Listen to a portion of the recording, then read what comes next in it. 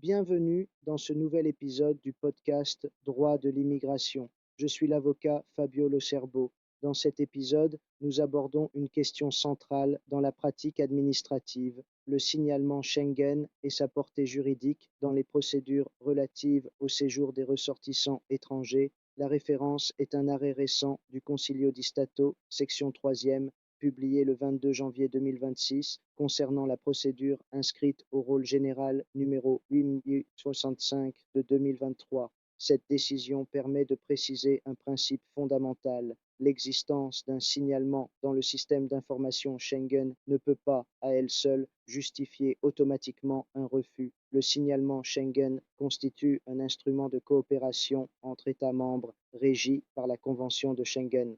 Toutefois, dans le cadre d'une procédure administrative, ce qui importe n'est pas uniquement la présence du signalement, mais la raison concrète qui a conduit à son inscription. C'est précisément sur ce point que la décision intervient.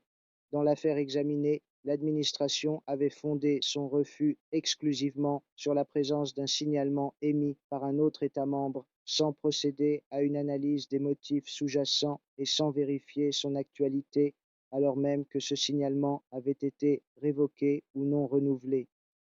Le Conseil d'État souligne que les signalements Schengen peuvent avoir des fondements très différents. Ils peuvent être liés à des considérations de sécurité ou à des infractions pénales, mais ils peuvent également découler de situations purement administratives, telles qu'une entrée irrégulière sur le territoire d'un État membre.